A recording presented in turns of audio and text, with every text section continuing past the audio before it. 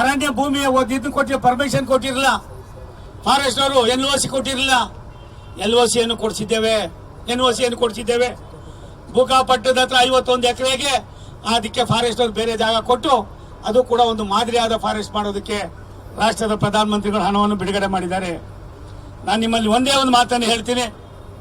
ತುಮಕೂರು ಬೆಳೀತಾ ಇದೆ. ತುಮಕೂರಿನ ಸಮಸ್ಯೆಗಳು ಬಿಟ್ಟದಷ್ಟಿವೆ. ಇನ್ನೂ ಸಾಕಷ್ಟು ವಾರ್ಡ್ಗಳಿಗೆ ಸ್ಯಾನಿಟೇಷನ್ ಇಲ್ಲ, ಸಾಕಷ್ಟು ವಾಹನಗಳಿಗೆ ರಸ್ತೆಗಳಿಲ್ಲ, ಮೂಲಭೂತ ಸೌಕರ್ಯಗಳು ಬೇಕಾಗಿದೆ.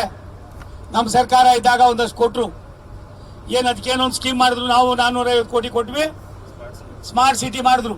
ಅದನ್ನು ಇವತ್ತು ಭಾರತ ಸರ್ಕಾರ ಇನ್ನು ಮುಂದೆ ಮಾಡೋದು ಬೇಡ ಅಂತ ಅಂದಿದ್ರು. ಮತ್ತೆ ಮನವಿಯನ್ನು ಕೊಟ್ಟಿದ್ದೇನೆ.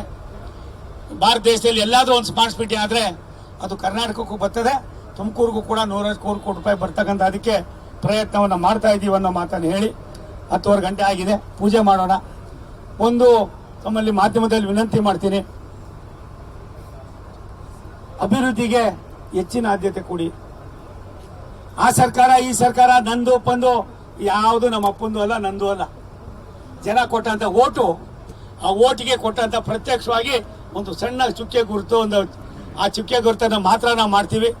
ರಾಜ್ಯ ಸರ್ಕಾರ ಕೇಂದ್ರ ಸರ್ಕಾರ ಒಂದು ನಾಣ್ಯದ 2 ಮುಖಗಳಾಗಿ ಕೆಲಸ ಮಾಡ್ತದೆ.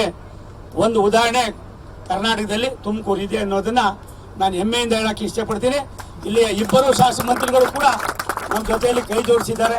ನಾನು ನಿನ್ನೆ ತುರುವೇಕೆರೆಗೆ ಹೋಗಿದ್ದೆ. 560-600 ಕಿಲೋಮೀಟರ್ ಎಕರೆ ಇದೆ ಒಂದೇ ಒಂದು ಕೆರೆ.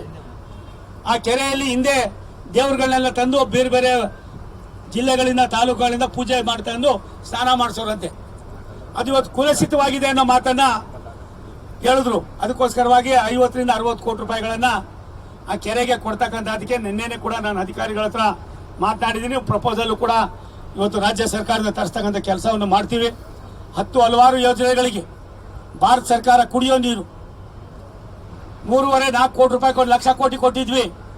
ಇನ್ನು ಅರ್ಧಂಬರ್ಧ ನಿಂತಿತ್ತು. ಅದನ್ನು 2028ವರೆಗೂ ಕೂಡ ಎಕ್ಸ್ಟೆಂಡ್ ಮಾಡಿ ಮತ್ತೆ 4 ಲಕ್ಷ ಕೋಟಿ ರೂಪಾಯಿಗಳನ್ನ ಭಾರತ ಸರ್ಕಾರ ಕರ್ನಾಟಕ ಒಂದಕ್ಕೆ ಅಲ್ಲ ಇಡೀ ರಾಷ್ಟ್ರದ ಎಲ್ಲಾ ಕಡೆಯಲ್ಲೂ ಕೂಡ ಕೊಡ್ತಕ್ಕಂಥ ವ್ಯವಸ್ಥೆಯನ್ನ ಮಾಡ್ತಾ ಇದೀವಿ ಅನ್ನೋ ಮಾತನ್ನು ಹೇಳಿ, ನನಗನ್ನಿಸ್ತದೆ ಹೈವೇ ಇರ್ಬೋದು, ಮತ್ತೊಂದಿರ್ಬೋದು, ಮಗದೊಂದಿರ್ಬೋದು, ಅಭಿವೃದ್ಧಿ ಇರ್ಬೋದು, ಎಲ್ಲಕ್ಕೂ ಕೂಡ ಆದ್ಯತೆಯನ್ನು ಕೊಡುವಾಗ ರಾಜ್ಯ ಸರ್ಕಾರದ ಕೆಲವಾರು ಭಾವನೆಗಳನ್ನ ಒಟ್ಟಿಗೆ ತೆಗೆದುಕೊಂಡು ಕೇಂದ್ರ ಸರ್ಕಾರ ರಾಜ್ಯ ಸರ್ಕಾರ ಕೆಲಸ ಮಾಡಬೇಕಾದ ಅವಶ್ಯಕತೆ ಇದೆ ಅನ್ನೋ ಮಾತನ್ನು ಹೇಳಿ, ನಾನು ಬಸವರಾಜಣ್ಣವ್ರನ್ನ ನಾನೇ ಕರೆದೆ. ದಯವಿಟ್ಟು ನಾನಿರೋ ತನಕ ನೀವು ನಮ್ಮ ಜೊತೆಲಿ ಇರಿ, ನಿಮ್ಮ ಮಾರ್ಗದರ್ಶನವನ್ನ ಪಡಿತೀವಿ. ಹಾಗಂದ್ಬಿಟ್ಟು 100ಕ್ಕೆ 100 ನೀವು ಹೇಳಿದೆ ನಾನು ಕೇಳೋನು ಅಲ್ಲ. ನಾನು ಸ್ವಲ್ಪ ಹಂಗೆ ಚಂಡಾಳ.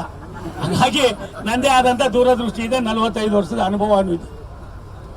ಆ ಅನುಭವವನ್ನು ಹಂಚ್ಕೊಳ್ಳೋ ಜೊತೆಯಲ್ಲಿ ಅವ್ರು ಸ್ವಲ್ಪ ಯೋಚನೆ ಮಾಡಿ ತುಮಕೂರನ್ನ ಇಂದ ಆಚೆ ಬಂದಿದ್ರೆ ಏನೆಲ್ಲ ಆಗಿರೋದು ಅದು ಇವತ್ತು ಹೇಳೋದ್ರಿಂದ ದಂತಕಥೆ ಆಯ್ತದೆ. ಅದ್ರ ಅವಶ್ಯಕತೆ ಇಲ್ಲ.